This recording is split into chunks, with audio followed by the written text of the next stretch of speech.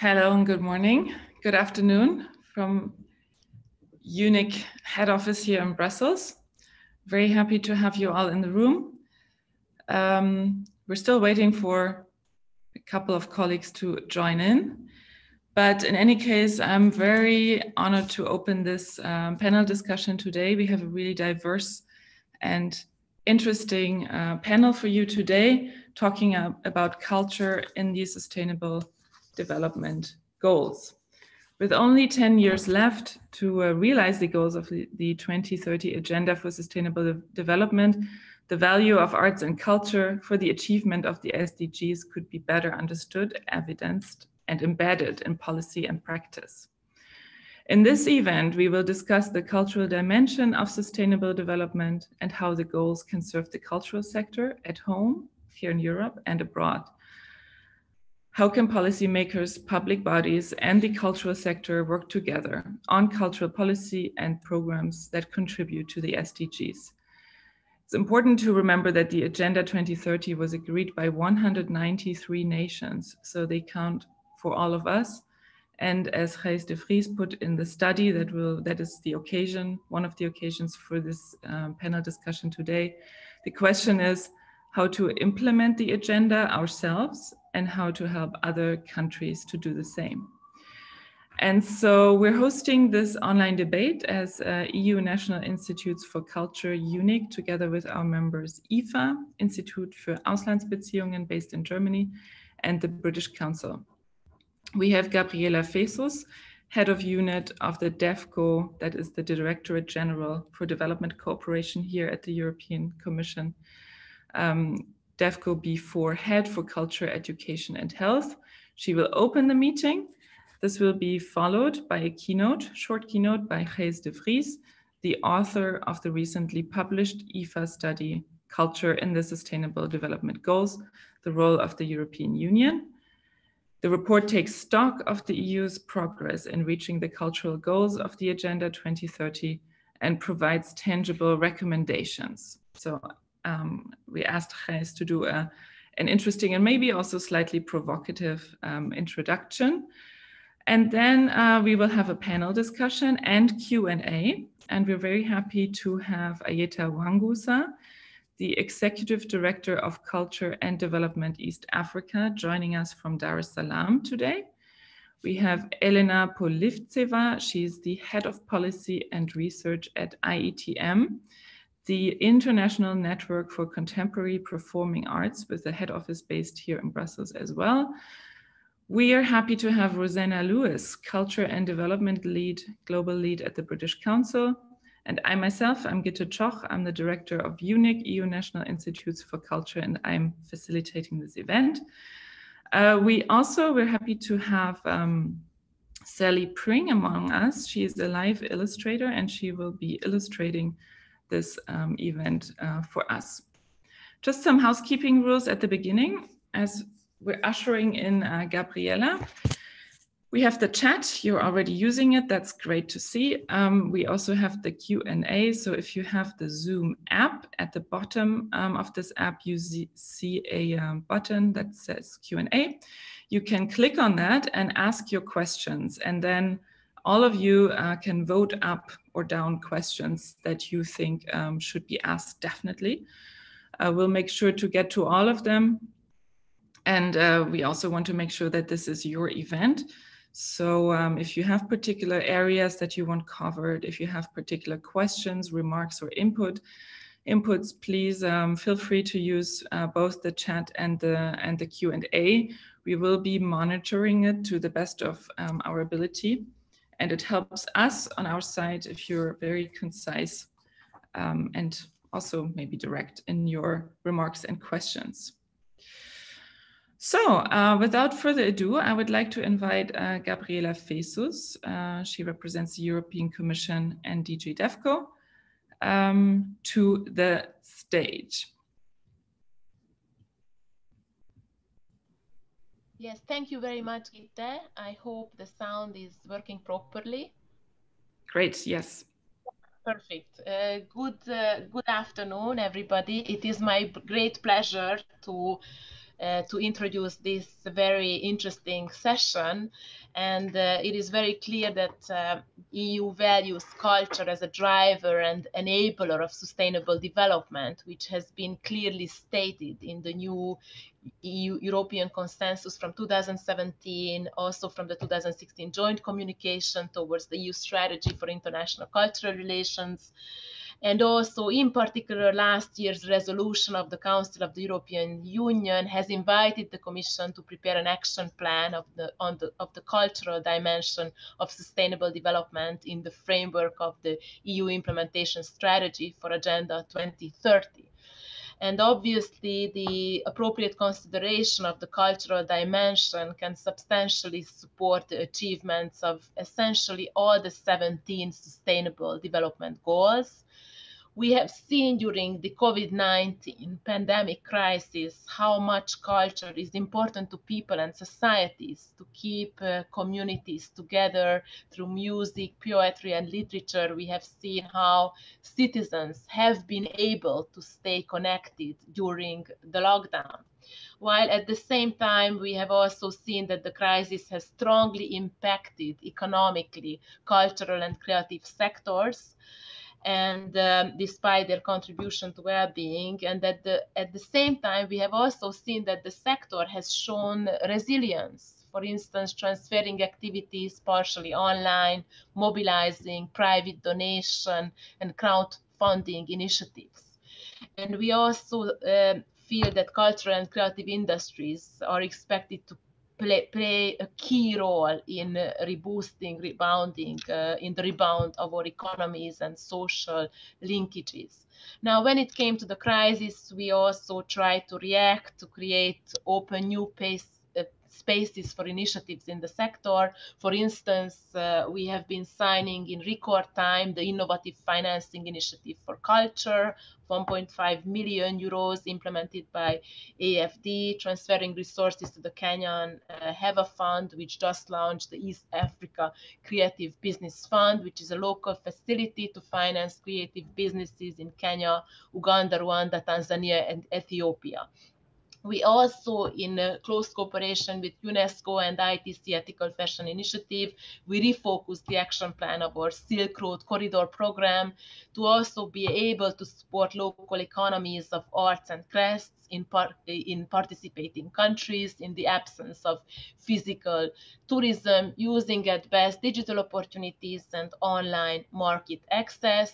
We have mobilized an additional 1 million euro and substantially leveraged synergies with the parallel project on identity building and sharing business initiatives.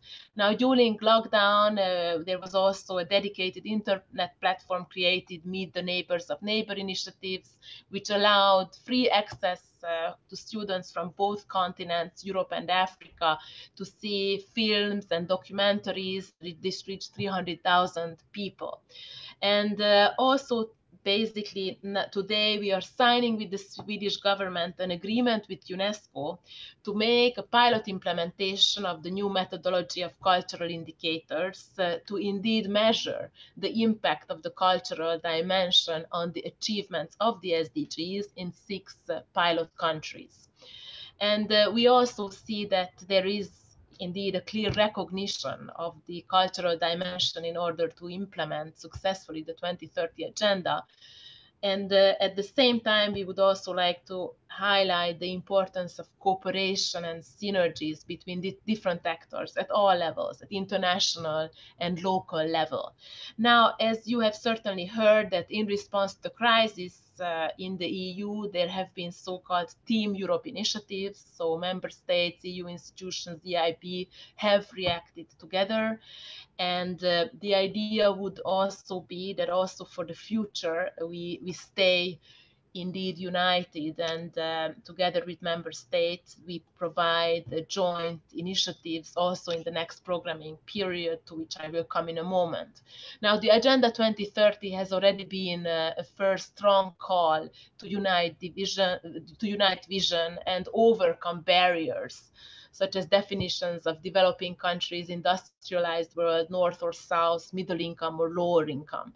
And it's clear that the Sustainable Development Agenda applies to us all, and we need to face together the challenges human societies are facing. And it is also in this spirit that we need to make sure that we integrate a very strong dimension in the achievements, in the process leading up to the achievements of the 17 SDGs to reach the goals of the 2030 agenda.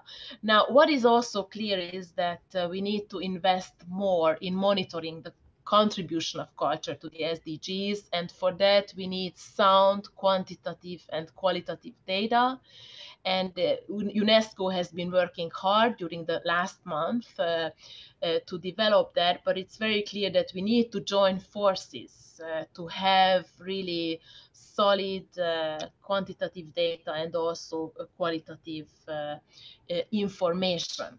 Now, a final word from my side on the next multi-annual financial framework, because we are approaching a new programming a cycle which offers new opportunities to support also culture, and we need to make sure that we place the cultural dimension within the future EU budget for external assistance and also within the overall EU priorities, because there's a lot of attention given now from the Commission side to achieve geopolitical priorities. So, as you know, we have the big priorities of the Green Deal, the digital agenda, jobs and growth, and also in external policies, the focus is very much on those. So we need to embed culture into the broader framework of the geopolitical priorities of the Commission. And of course, we have a number of established programs on which we can draw on, the ACP EU culture, the intercultural dialogue programs, but also in a number of bilateral cooperation programs, we have cultural programs. So certainly what we will need in this exercise is the work you have been doing, what EUNIC has been doing, and also to see what are the lessons we have learned, how can we promote the role of culture in achieving the SDGs. And there I think it's very important for all of us to reach out to the country level, because a lot is happening in the context of this so-called geographization of the funds, which is a leading principle for our programming at country level. So what will be important for all of us is to share analysis and activities at country level in order to make sure that we have solid cultural components.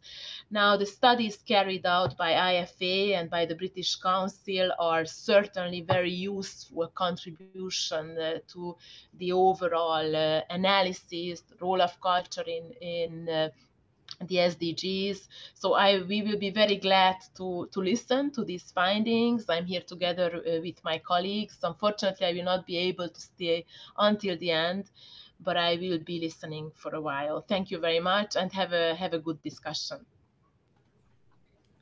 Thank you very much, Gabriella. Without further ado, I thought maybe I should mention one thing. So we're recording this panel discussion, and this will be made available immediately after this after the session. In the afternoon, you can find it in our resource center, and later we'll put it on YouTube. But anything that's in the chat and in the Q&A, that is not documented and not recorded. Next in line is Gijs de Vries. Gijs de Vries is a senior visiting fellow at the London School of Economics and Political Science, and he is an expert in IFA's research program, Culture and Foreign Policy. He's had many roles. He's very qualified to speak on the topic for us. And I'd just like to point out that he's a former member of the Dutch government and of the European Parliament. And with that, I would like to invite Gijs to join this virtual stage. And as he's doing that, I thought it would be interesting to learn from you where you're all joining us from. So I'm launching a poll. Invite all of you to click if you can see it. Sometimes Zoom has a bit of an issue, to tell us where you're calling in from and also what type of organization you work for. We have EU institutions, we have member states, universities, international organizations. I can see that you're voting 50%, 54, 55, it's going very fast. We have almost 200 people in the room. We'll give it a couple more seconds. 70%, maybe we can get it up to 90%. I can already see that most colleagues are joining from the EU. I see the live voting until I end the poll. Okay, now we're stalling at 75, 76%. Couple more seconds before I end the poll. No one from Australia and Oceania. Wonder what the time is over there. All right, 80% have voted. I'm happy with that result. So I'm sharing the results now. So the overwhelming majority, 74% of the colleagues are joining us from the EU. We also have Europe outside the EU,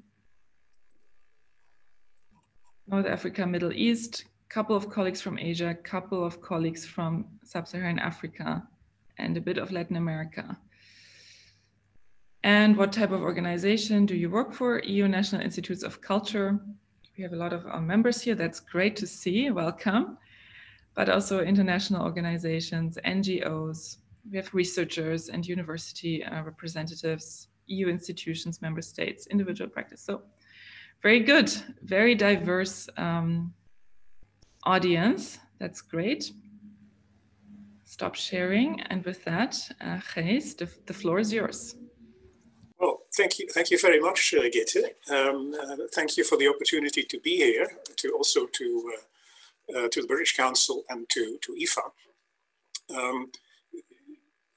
At a time when our news is so often dominated by negative developments, it's a really delightful opportunity to talk a little bit about something genuinely positive, because that is what these Sustainable Development Goals really are about.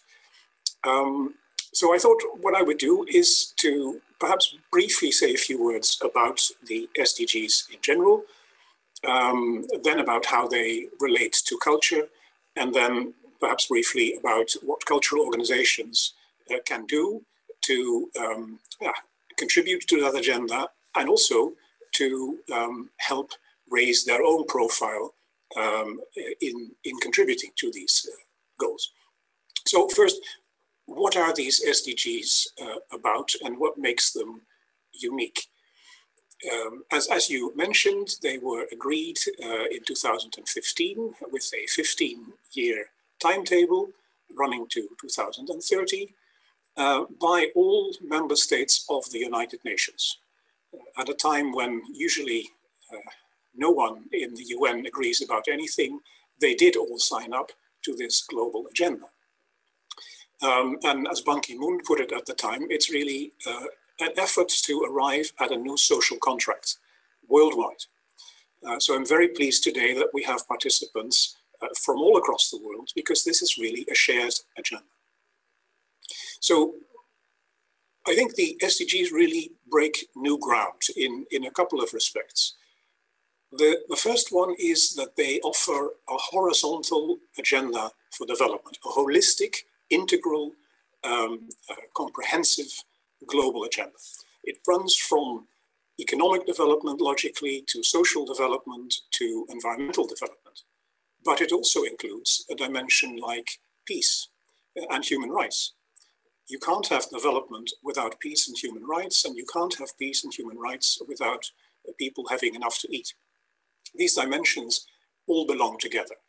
So it is a holistic agenda, and I think that is really an important point.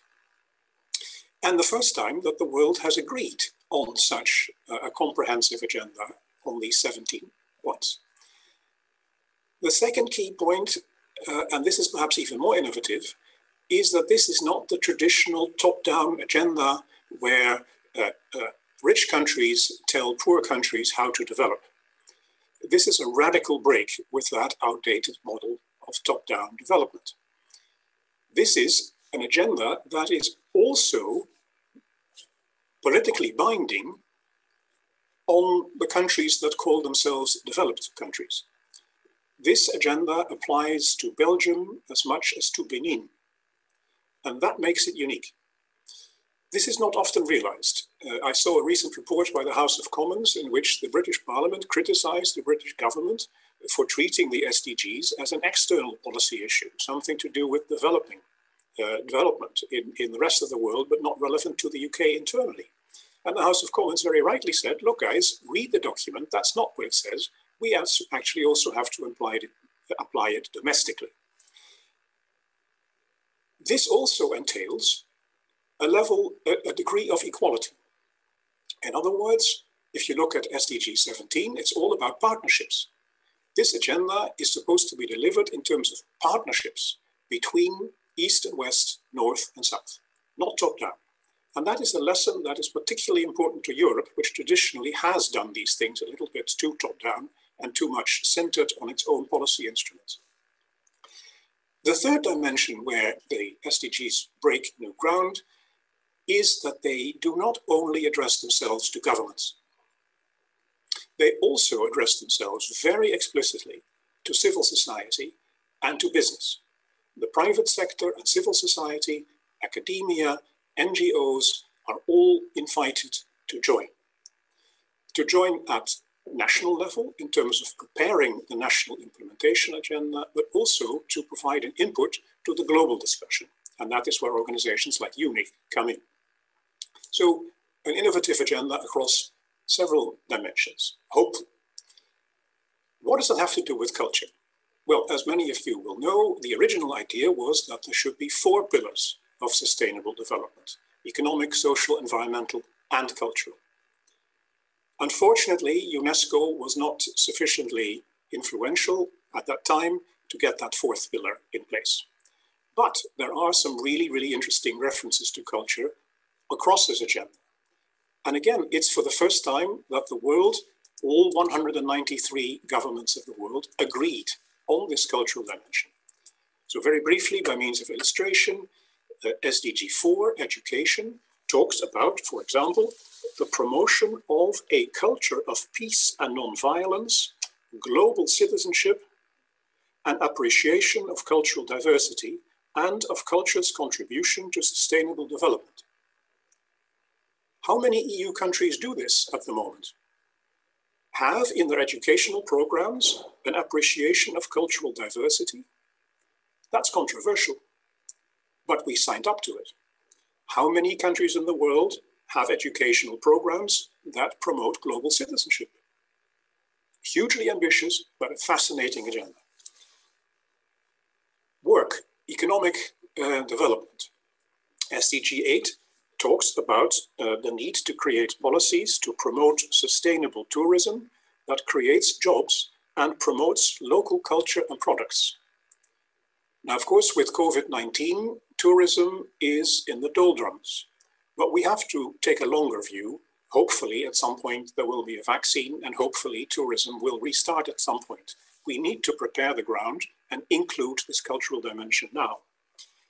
Third example is in relation to sustainable communities, so at local level, where SDG 11 talks about the need to protect and safeguard the world's cultural and natural heritage. For the first time, that is now a global objective. How are we going to implement that at home and abroad? I'll stop there just to point out that, of course, all the SDGs have some bearing on culture. SDG 5, for example, gender equality. In the cultural sector, there is still way too much inequality between men and women. SDG 10, reduced inequalities. There is still much too much inequality, even in the cultural sector, where, for example, disabled people often face major problems, or people from ethnic minorities still face major problems. We can contribute to improvement. So, just by means of example, here are a few areas where I think there is an opportunity to move this agenda forward. So finally, what can cultural organizations and cultural practitioners do? Well, one thing they're already doing, that is raise awareness of this agenda. Many cultural organizations, writers' organizations, film organizations, theater groups already draw attention to the importance of these goals by highlighting them in their cultural performances. Awareness raising. Secondly, the cultural organizations can contribute to raising culture's profile as an integral part of development, not just globally, but also at home. We live, I mentioned it, in COVID times, and culture has been hit particularly hard. And it's a big struggle in many countries to get it back on the political agenda and get sustainable financing for culture. Well, our governments have signed up to the promise to provide sustainable development. So that is now something they should put in practice also to help the cultural sector after COVID. To be concrete about the European Union, the EU has to put its money where its mouth is. The EU still has not yet mainstreamed culture as a dimension of the new recovery program. That still needs to be accomplished. And the Commission, in my view, should be much more active, much more dynamic, and much more forceful. Not just at bureaucratic level, which is wonderful, but also at political level. I would love to see the President of the European Commission, Mrs. von der Leyen, give a speech about culture. So far, I haven't heard her about the subject. We can push that. Last but not least, I think we should look at what opportunities for global cooperation now can be promoted. Many cultural organizations have a local focus, but even at local level, we can try to include a global perspective. We can also reach out to partners worldwide and they to us. Let us use this agenda to build a truly global agenda for cultural cooperation based on equality, to reduce inequality and to promote human development, to promote the human dignity that is at the center of this agenda.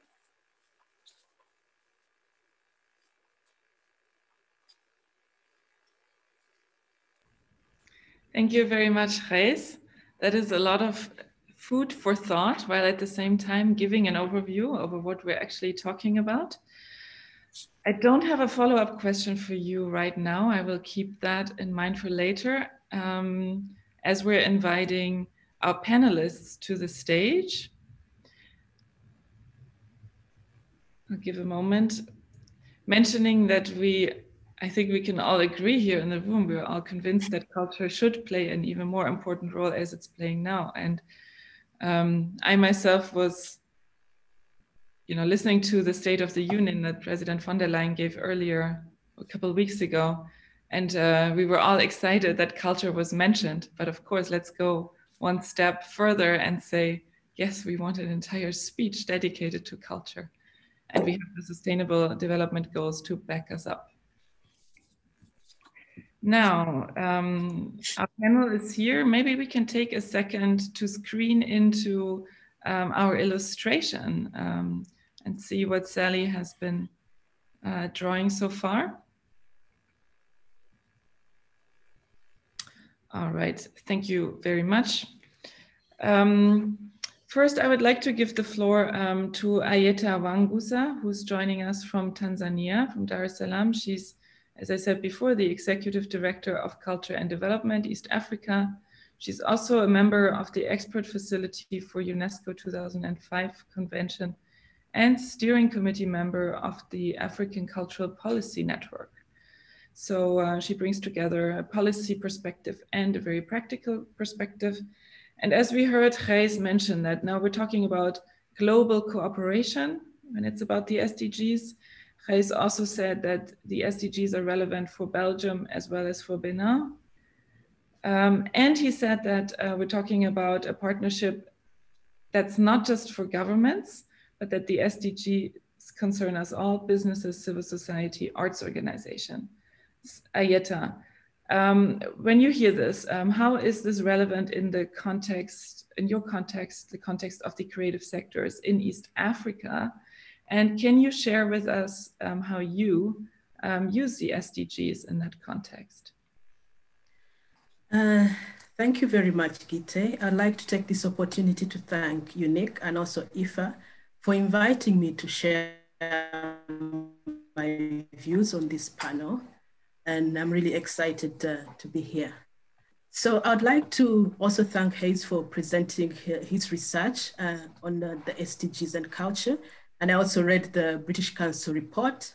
And I would like to say that the two researches illustrate that while the UNESCO Convention provides a monitoring framework linked to the SDGs, and that's Article 13, which refers to the integration of culture in the Sustainable Development Goals, there is still need for an overarching monitoring framework for culture. And I think Gabriella made reference to work that is being done with UNESCO and the EU. Also, the researchers emphasize the value of regional or a sub-regional approach to culture alignment. When I see the way the EU has, a holistic approach on the link between culture and the SDGs, when I look at it from an East African perspective, I see also the need for the AU, to be aligned to the SDGs, and that will also be reflected at country level. Also, the researchers showed the instrumental role of culture, but at the same time, I think there's still a need to document cultural alternatives, that are not aligned to the SDG targets. Because if you look at the SDGs, you will notice that there are no direct, explicit indicators that are linked to some of the work that we do. That's why I think that there is need to still document that as part of monitoring the SDGs. So how is culture being, implemented at country level? So as I mentioned, Article 13 of the UNESCO Convention, the 2005 Convention, the idea is to see how culture is integrated in national development plans. And when I look at Kenya, Tanzania, and Uganda, there has been an effort of doing that. For Kenya, it is linked to social development. Culture, it's linked to social development, but also there has been an integration in cultural policies. Other policies like education policy, environmental policy, you see elements of culture. So you can see a cross-cutting nature of culture.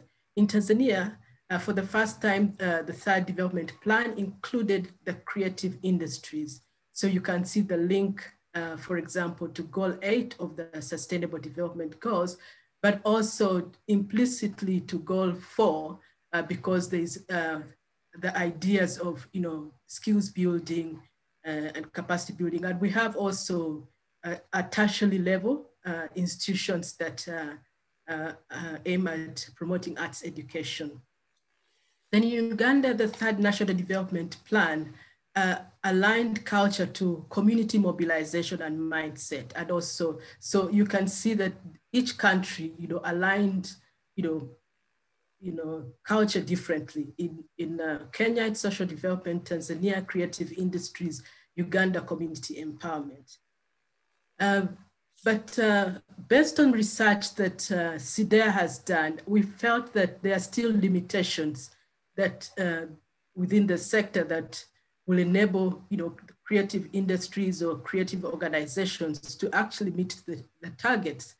For example, when you look at the CCI, the creative industries in East Africa, we do not have, for example, guarantee, financial systems to support creative industry, for example, from government to development banks.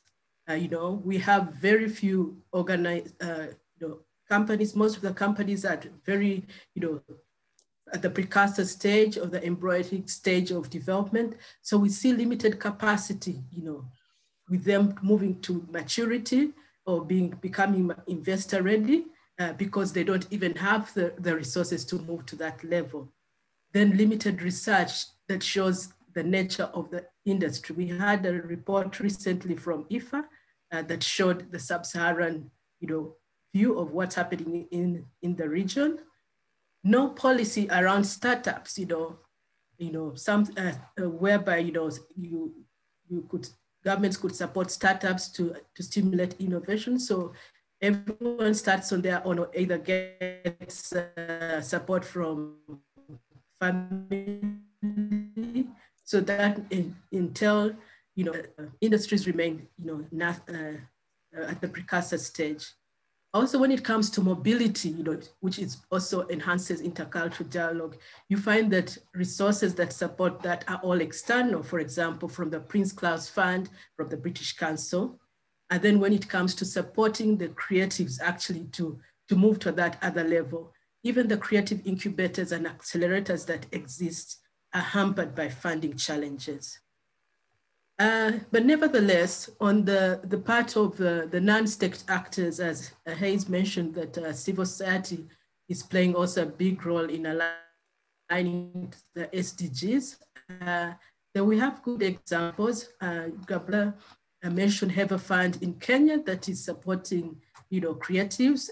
For example, the East African Growth Fund and also the Innovation Fund that they have. In Uganda, we have the Baimba Academy, that is aligned to Goal 4. And then also in Tanzania, my organization has a creative economy incubator that is aligned to Goal 4, but also we are also focusing on issues around sustainable consumption and production. So when I look at the relevance of the research from an international cooperation perspective, I notice, as Gabriella rightly says, there are cooperation strategies included in at international level to support diverse cultural expressions. For example, the EU in Tanzania, there was the 8th EDF support to Tanzania. There is Culture at Work, there's Have a Fund, there's a SCP. But when you look at the bilateral relationships with East Africa, the trend has been for most of these bilateral organizations to select few countries to work with. Some of them have even closed their cultural programs. Others have reduced their support to the culture sector. Others have reduced long-term programs to short-term programs. So all this impacts on how cultural programs actually contribute to the SDGs. If they do, their impact is really minimal. So what I would say is that, yes, the SDGs are being used as a framework for implementing cultural programs, but the impact is quite minimal because there are no explicit cultural indicators in key relevant sectors. For example, for arts education, it is implied when you look at issues about global citizenship and all that. But when it comes to actual arts education, there is no indicator around that. So you find that, for example, CCIs that are operating outside cultural tourism, for example, in the innovation space, entrepreneurship, employment, have no indicator that explicitly talks about where they're heading.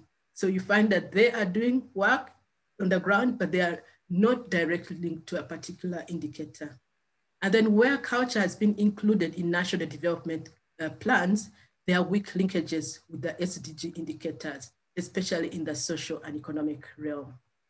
So my recommendation would be linked to what Gabriella said. There's need for policymakers, public bodies and civil society led by UNESCO to refine the UNESCO Culture for Development Indicator Suite based on demonstrative culture interventions for the SDGs, especially with those that do not have direct connection with the SDG indicators. How can we bring those examples to contribute to indicators?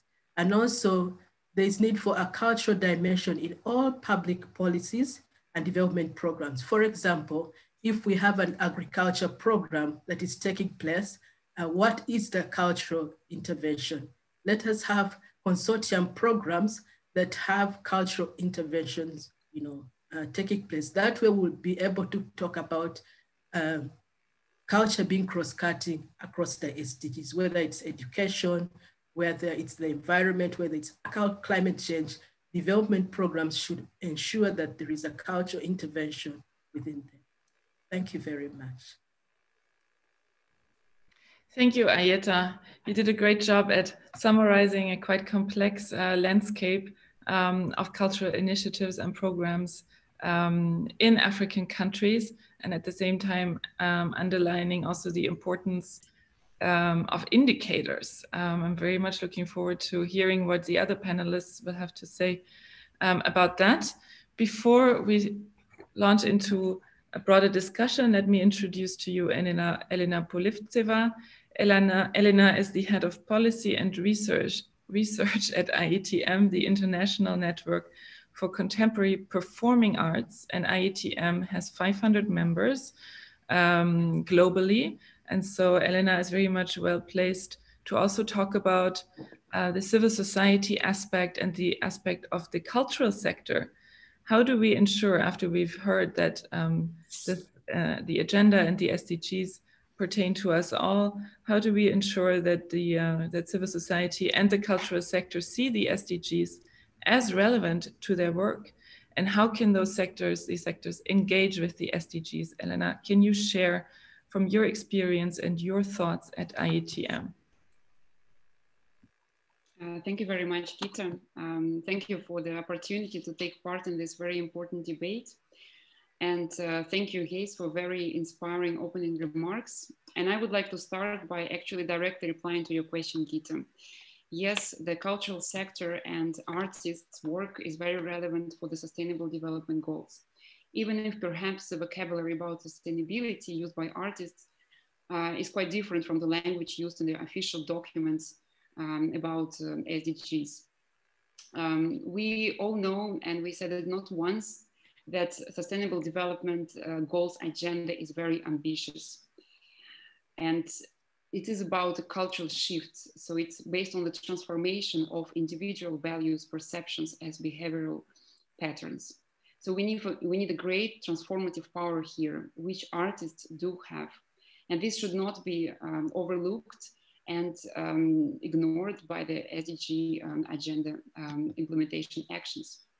However, let's face it, the United Nations SDG agenda, as much as the European Union strategic approach to implementing the agenda, which was released way back in 2016, is not sufficiently recognizing the role, tremendous role, if not central, of culture in the sustainable development. There are only a few very specific references to culture, creativity, intercultural dialogue, but those references are definitely too limited considering the central role culture is playing in sustainable development. So how to make sure that SDGs are relevant for the cultural sector? Well, we need to integrate the cultural sector in all the policies around the SDGs. And here we're not only talking about cultural policies, it's a lot about economic, social, environmental policies, home affairs, regional rural development. And another aspect, which is I find very crucial to bring up in this debate, is that in order artists and cultural professionals to contribute better in the SDGs, we need to help them to operate in a more sustainable professional ecosystem so that they are driven by their values, artistic and social, political values, and not by the market logic. We are talking about working conditions here. Before the pandemic already, in a few last years, we noticed that in our sector, there are quite some few trends growing which are not sustainable. Funding sources are getting tighter and increasingly project-based, which makes cultural professionals and especially independent artists juggle between different jobs and short-term projects and short-term partnerships. And here, remembering what he said about partnerships, they are short-term and they depend on short-term grants. There is also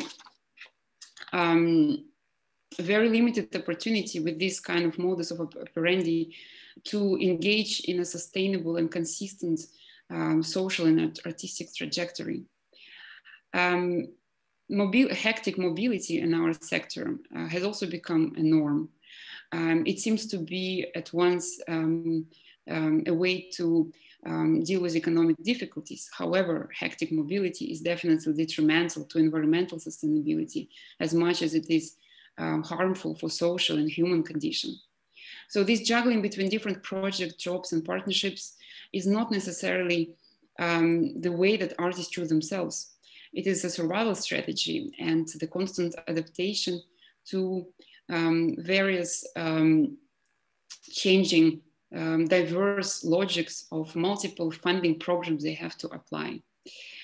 Such fragmented and speedy mode of operation has multiplied the number of very fragile players in the cultural sector. So today the pandemic revealed all these issues even more than before. Considering the huge role cultural sector and artistic community plays in the Sustainable Development Goals agenda, I think we need here an urgent structured action at policy level that would create a sustainable professional ecosystem for artists, which would allow them to slow down, to engage with communities, to build long-term trajectories, to think about the future, to experiment, to focus on the process and not only on the result, to conduct really profound and meaningful conversations with citizens, with communities, and explore unknown areas. And cultural sector, which is given a space, time, and resources to follow its artistic and social values and not again the market logic, will certainly pave the way for all of us to achieve a more sustainable, green, fair, and inclusive transformation. How? By creating positive spillovers to other sectors, by serving as a model of a sustainable and value-driven sector, by offering creative solutions, which SDGs agenda needs a lot, and by helping all of us in different sectors to rethink the socio-economic system which we're living in. So today, in order to make the SDGs agenda more relevant for artists and cultural professionals, and at the same time help the cultural sector to contribute to it better, we need a shift. And I totally agree with what he said, that we need more money for culture at the EU level as well. But it's not only about money. We need more sustainable social, economic, cultural policies, which would recognize the atypical nature with which artists work, and which would help them to contribute to the SDGs agenda in the future. Thank you very much. Thank you very much, Elena. I think it's hugely beneficial to all of us to be reminded of the precarious situations a lot of artists live in today, and of the contexts that they work in at the same time, to understand also better the value system that drives them. I also think it's extremely interesting to see how needs are very similar to what Ayeta described as this need for culture to be rooted in our policies, and not just cultural policies, but also extending to social, economical, and rural development policies, and so on. So thank you very much. I now would like to give this virtual floor to Rosanna Lewis, Global Lead of Culture and Development at the British Council. And Rosanna, you have conducted a study or a mapping report that led to recommendations, not only for your own organization and how to work with the SDGs, but recommendations that could also be relevant to other organizations. So can you explain to us how the British Council works with the SDGs in the field of culture worldwide, and why, again, from your point of view, do you think it's relevant that cultural relations organizations, such as the EUNIC members, but others as well, actively participate in the achieving of the SDGs? Okay, thank you, Gita, and thank you for having me on this panel, which so far has been really inspiring, and a lot has already been said. So I'll try and pick up some of those points and contribute from our side as well. I'd like to just start by recognising that even before the SDGs were agreed, British Council and many organisations and cultural actors were already working towards the goals in our strategies, our programmes and our delivery.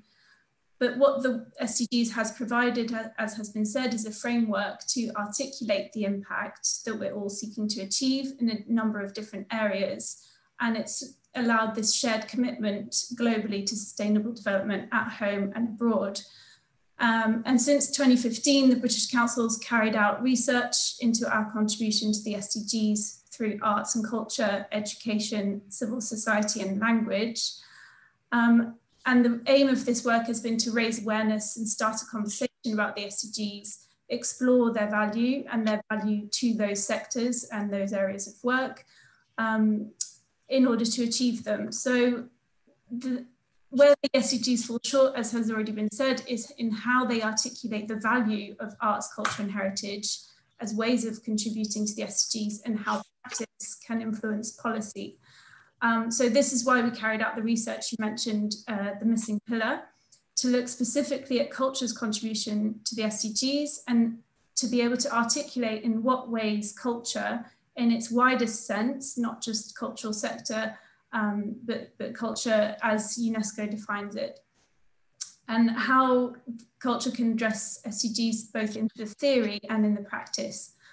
So we looked at what we already know, what's the literature saying, what's the practice saying.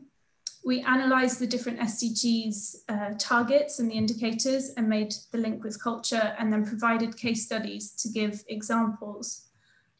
And what the research shows is that the SDGs can be tackled in a variety of ways. And although they're designed mainly for governments to respond to, and a lot of the targets and indicators are things that only governments are able to actually respond to, they resonate with cultural practice and with more grassroots activities. So they can be addressed through arts and culture individually in a thematic way. For example, our Women of the World festivals in South Asia, Brazil and Turkey that work towards gender equality would be a kind of thematic approach, or in a more mainstreamed and holistic way. So like Cultural Heritage for Inclusive Growth that looks at reducing inequalities through valuing cultural heritage and promoting people-centered approaches to economic and social development. And the recommendations of the report highlight three main areas. So the first is to increase access and understanding of the SDGs, and this has been mentioned by Elena. How do you bridge the gap between cultural practice and development policies? So it can be achieved by looking at the language you're using, making the link more explicit, more relatable, but also ensuring that all responses are embedded in the local, in the context, and that they are people-led. So the second recommendation is around how to demonstrate the value of arts, culture, and heritage in its contribution to the SDGs. And as has been said by Gabriella and others, it's how do we measure and capture that evidence of impact in the long term? And there's a need for more long-term approaches, more quantitative and qualitative data gathering, and indicators that help us to do that. So the third recommendation is to advocate for culture's place in the SDGs through stakeholder engagement and digital technologies to reach wider audiences and really make this connection more known and understood, so that it's not just written in policies or developed in practice, but that there's a wider understanding and perception change.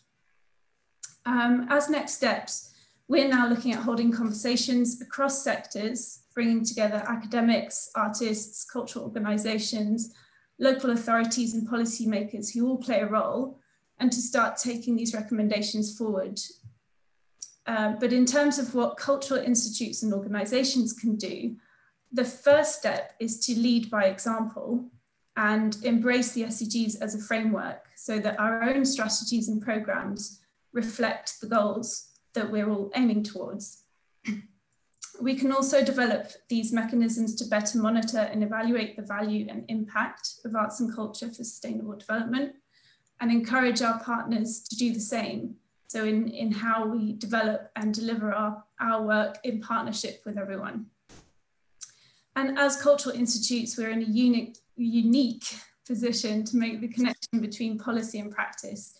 So facilitating that understanding of both sides of the importance of culture and of sustainable development.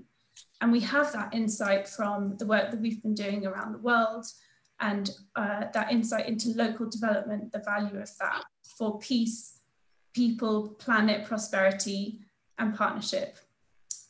So one final point I would just like to make, because I think it's easy to forget and get lost in sustainability and positivity, but this is even more pressing today since the outbreak of COVID-19, to ensure that culture is seen as part of the solution to address economic, social, and environmental challenges.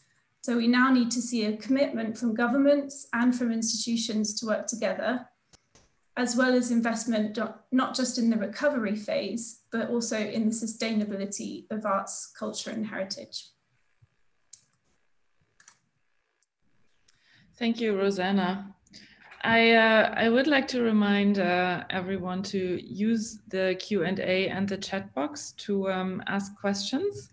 We already have 3. They're quite complex, but that's okay. It's a complex issue, and we don't want to simplify it or oversimplify it. My question would be to the panelists. Would you like to react immediately? Gijs, what would be your reaction to hearing that the cultural sector itself is experiencing extreme or very precarious situations, and how does that relate back to your research or your recommendations also, because they focus a lot on the bodies of the EU and member states? Well, that is a huge question, and it has many dimensions. Let me just select one dimension out of a much broader agenda, which also includes the economic dimension. But one really pressing issue is the worldwide tendency to cut back on freedom of speech and freedom of information and freedom for cultural organizations to express themselves. We see theater makers being arrested and thrown into jail.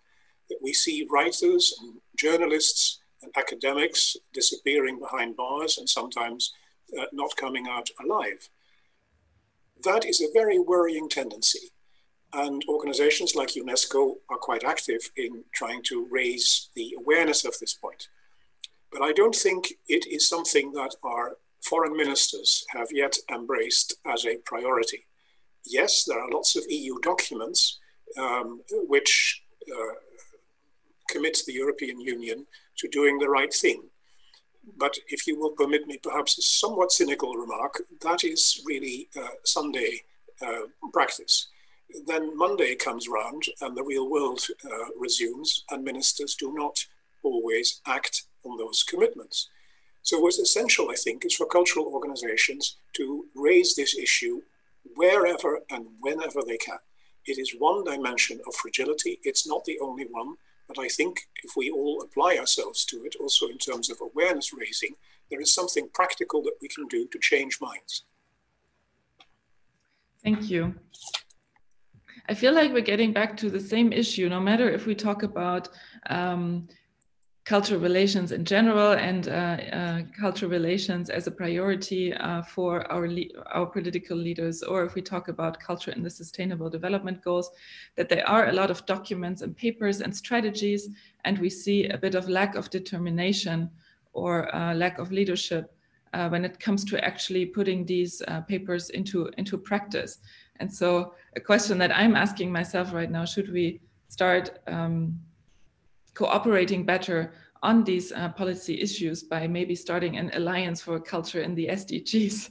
So maybe that would give us more force to bring all these different strands together.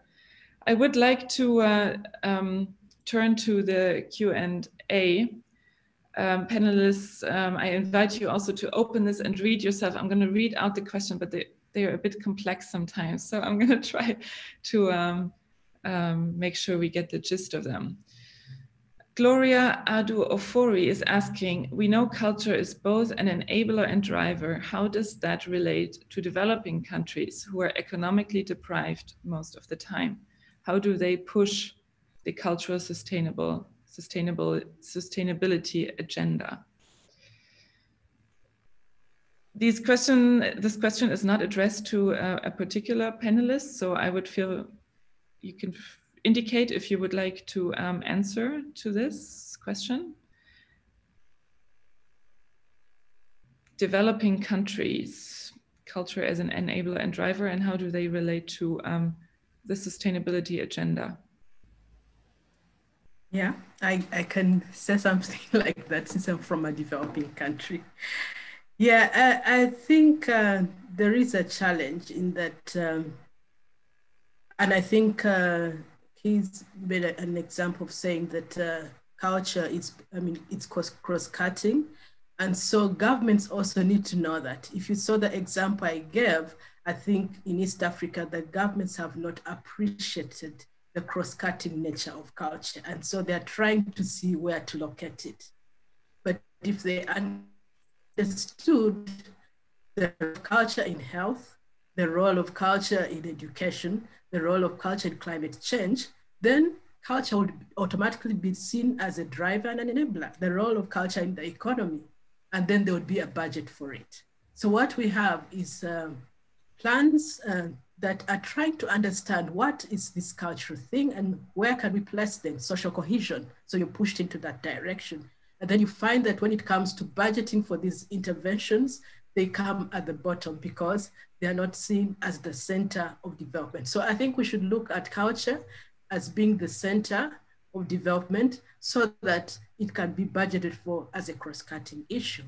And then when it comes to sustainability, I think Elena spoke about that quite eloquently, about the need for sustainable working conditions of artists.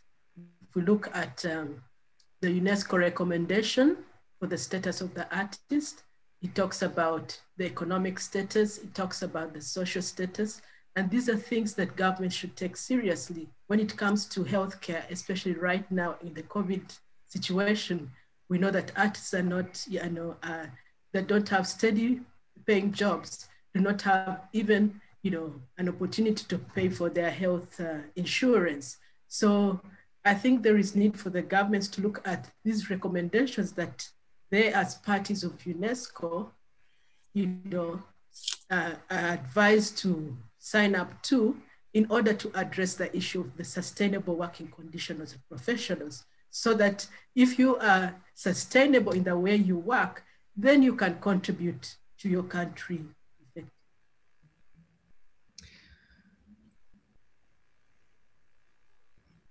Thank you very much. Shall I move on to the next question put in the Q&A by Pedro Afonso Ivo Franco, who has been working on the cultural and creative industries in African countries in a study we presented earlier in a similar debate. He's asking that, or saying that cultural policies and programs designed and implemented by the developed targeting and the underdeveloped still tend to predefine what kind of intervention is needed and what kind of impact should be achieved. This can increase the possibility for mismatching between what kind of development is really needed on the ground and the kind of support given.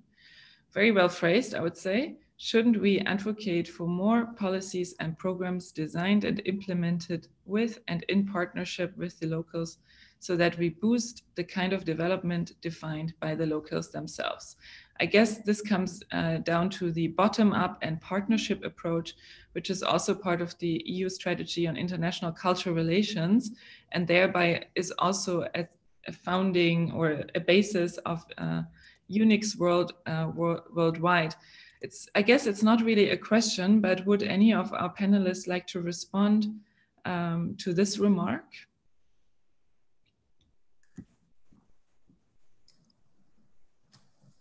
Gita, I can say something about this. I think there is a tendency to predetermine what interventions happen around the world and be too prescriptive too early, and define what we're monitoring, what we're evaluating and what we're delivering without proper consultation and understanding of the local context and needs. And that really can jeopardize sustainability.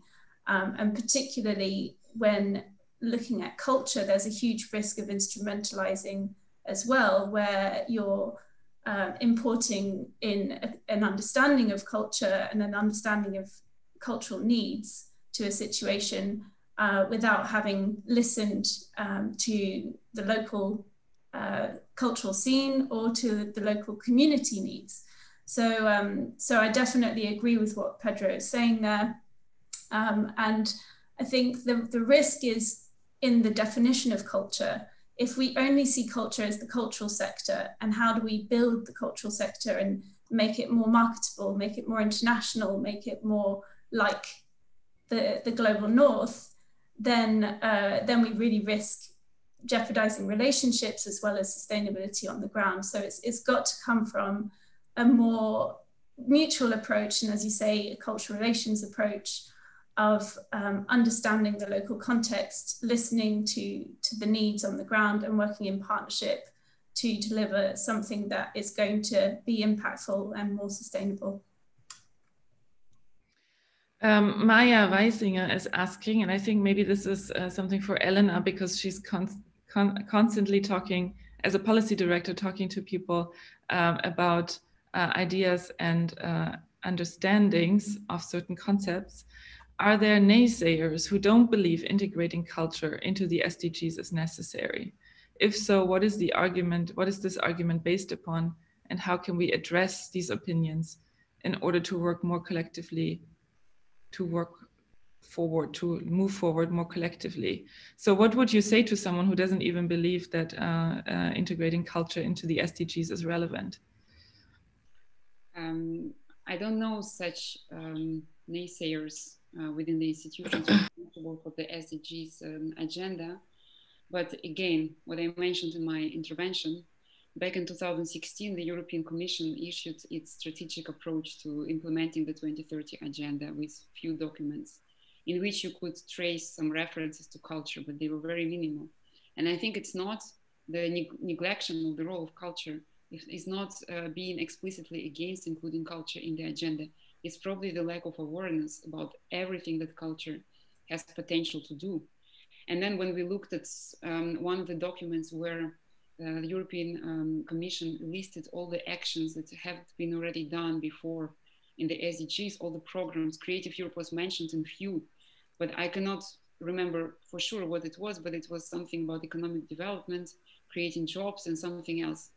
So like a huge part of the role of culture, like critical thinking, contribution to democratic participation, creating awareness about everything what is in SDGs, from maritime resources to energy consumption.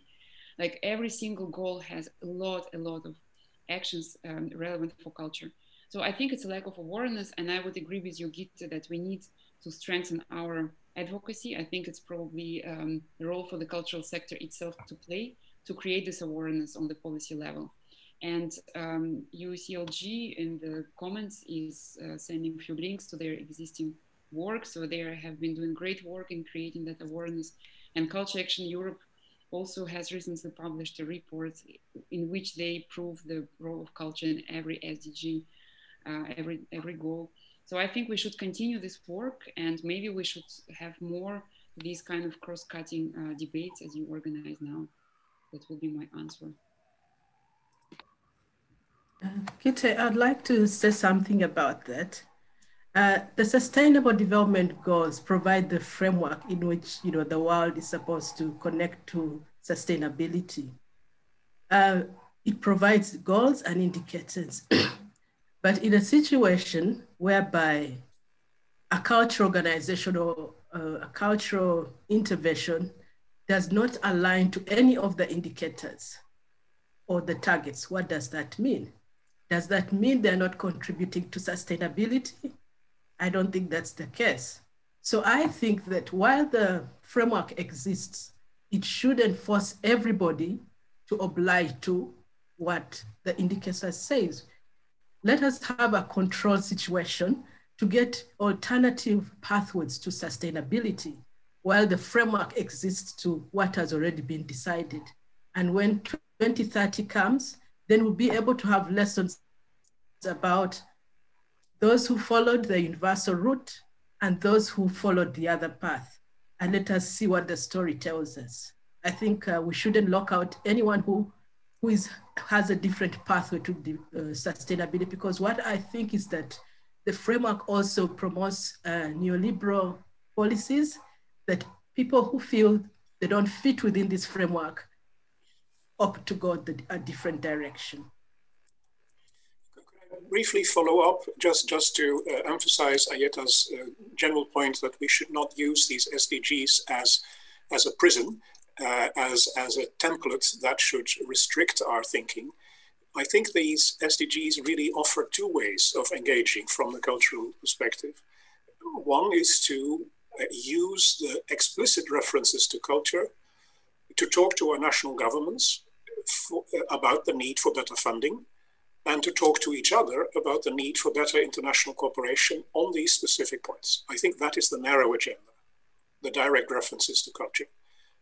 But the more exciting opportunity, as Ayeta says, is to think out of the box and to say, what is the essence of these SDGs? It is an invitation to global partnerships. It's an invitation to a shared global agenda.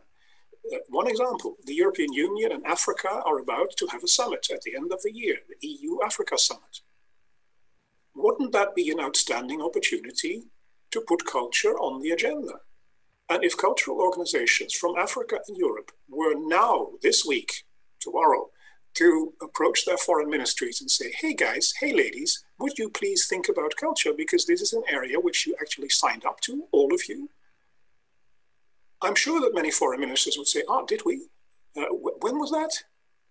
It's simply a matter of thinking out of the box and using the SDGs as a lever, not just in very small terms, useful, but also in bigger terms of awareness raising and talking to politicians.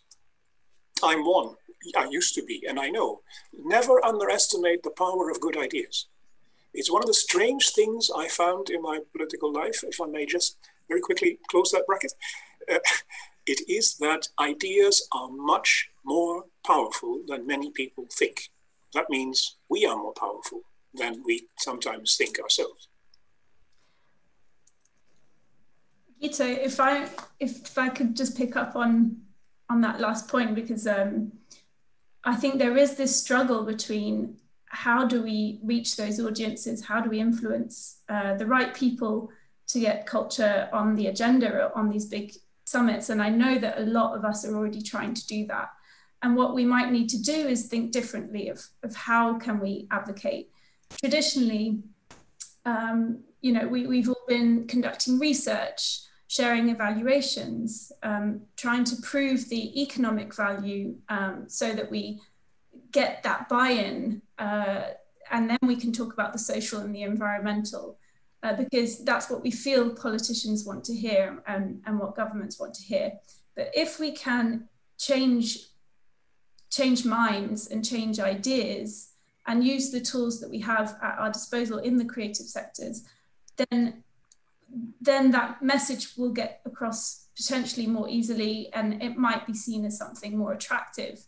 There is a very tricky balancing act, to use the name of a report that was written by Dan Boyden at the Change Collective for us, a very tricky balancing act between those two things, though, because then, as von der Leyen said in her speech, culture can be an attraction, can be seen as a tool, as a strategic communications tool. And that is not what we're saying that culture can do. So just getting that balance between changing minds and putting these ideas, making ideas the powerful source through culture, and not falling into the trap of evaluation and research academia, where it's not seen as something that's sexy. Thank you. I really encourage you panelists to interact with each other. So that's been great. It's good to have the motivation and insight from Gijs to also try with these very concrete ideas around summits like the EU-AU summit that is coming up to approach our representatives and our ministries to put culture on the agenda. I think if there's efforts from all different sides, the likelihood that this will actually happen is probably also higher. There's a question by Kimani Njogu. He asked, an important area of culture work in peace and security relates to alternative justice systems and traditional dispute resolution mechanisms. In Kenya, the new constitution has integrated these. How should we integrate these mechanisms with the judiciary? What is the situation in some other countries? Any one of you feel they can reply to this very specific question about justice systems?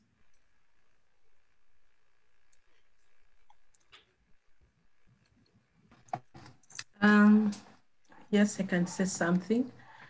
I think there is an example of Rwanda, which introduced the Gacaca system of community justice systems within their judicial system, and which is also seen as a best practice. I think Rwanda is one of those countries that actually refers to traditional governance systems, traditional, judicial systems within their development planning. So actually, Rwanda is seen as a best practice in Africa.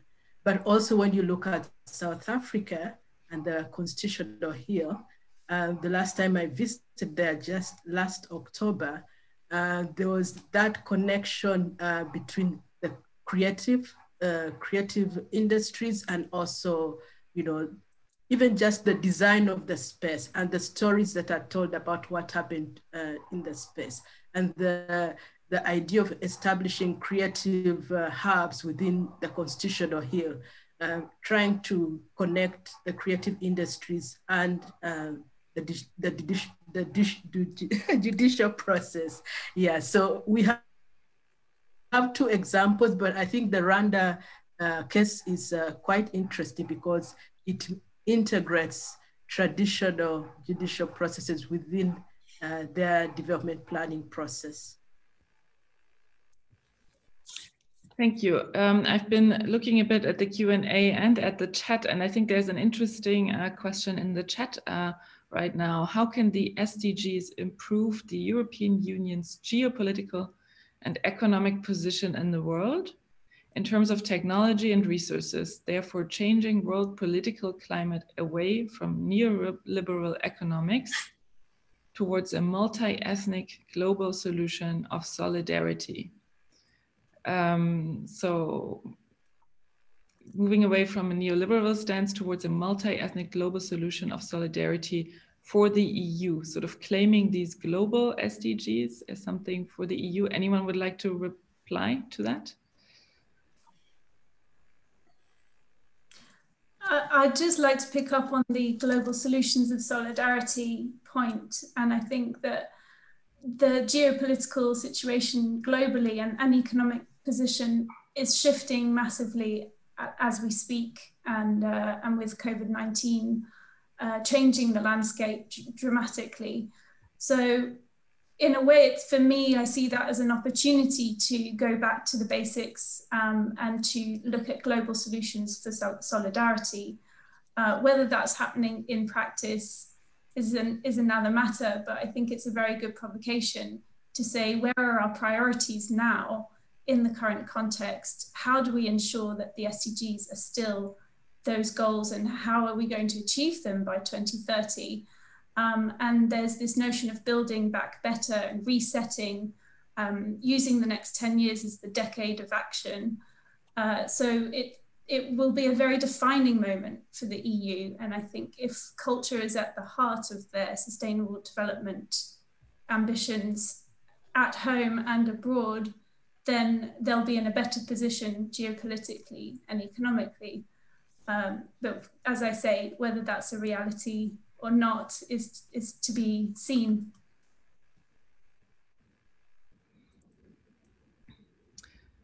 Thank you. I'm trying to wrap up an extremely diverse and complex conversation that we've had, looking also a little bit in the chat box where colleagues are sharing a lot of really interesting information. So I encourage you all to look at that as well and follow up with these resources that have been shared.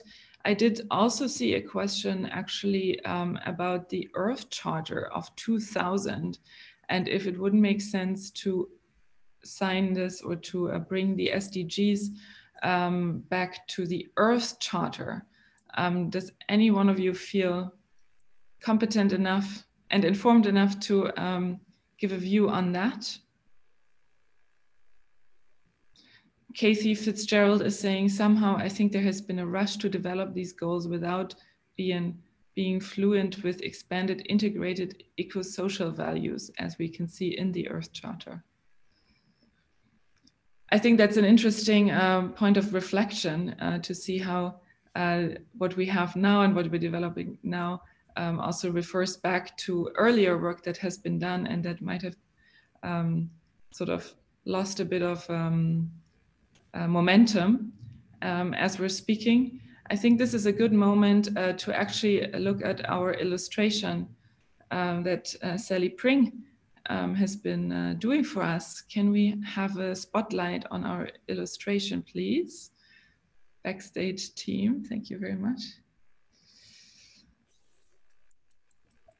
Sally, would you like to explain a little bit of what you have been doing? Sure. Hi, everybody. Can you hear me okay? Yes, very well. Hi, thanks for letting me join. It's a fascinating topic. I hope that I've done it justice. It's quite heavy on the content, so I'm hoping that I've caught some of your main headline points, culture being a driver, and that COVID has shown how important it is for people to come together, but the people in these jobs being very challenged, and that culture should be rooted in policies. Anyway, if you're very welcome to have a proper look over it in more detail, but I hope I've done it justice. It was a fascinating topic. Thank you. What sticks out to me here is that culture is rooted or needs to be rooted in policies. I think that's a very important takeaway of this session. I would like to bring one more question to our panelists. Does the panel believe that culture, a cultural goal, would be an important thing to have post 2030 agenda? So looking very much into the future. And we have been mentioning it. Elena has said that it's a pity that there is no cultural goal. And I think Gijs also referred to it. What do you see should we focus on when we look beyond 2030? Elena, would you like to start on this? Thank you for this question. And I haven't reflected yet what should be the best possible structure of the future dream agenda after 2030. This is always unexpected. So we are lobbying for one more goal to have culture together with environment, social and economic, and then we get 17 goals. So I haven't reflected on that structure, but I think we do need indeed a proper mentioning of culture as such and not as culture as contributor to all the other important things. And this is needed, I think, as a commitment and as a political statement about the importance of culture. And I think we really have a lack of this with political messages, high-level messages about the importance of culture. I think indeed having an explicit goal, albeit however they will call it, no matter will it be a target, whatever solution, there should be culture as such. And then I think it will send a very important signal to many, many different levels, and it might solve this awareness lack problem, which we mentioned today. There is a lack of awareness. It's not unwillingness. It's not, it's just that we don't get to that level to bring this awareness across anyhow. And yes, I think there should be an explicit cultural goal. Thanks. One thing that we've also realized is that these the development world and the cultural world, they don't really interact yet.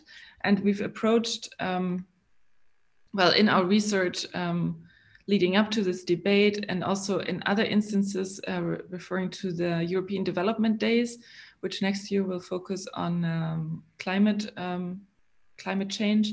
We've seen that, yeah, this awareness that culture has something to say about development and about moving ahead is really very low. So I fully agree with what Elena has been saying, and this is reflected in also and putting this panel together and trying to also advocate for this topic with MEPs. So that's an important takeaway for me personally, also from this experience here. But does anyone else would like to contribute to this question? Beyond 2030 culture separate goal or not? Not necessarily a separate goal. If governments, if development partners understand frameworks, then maybe we need a separate goal.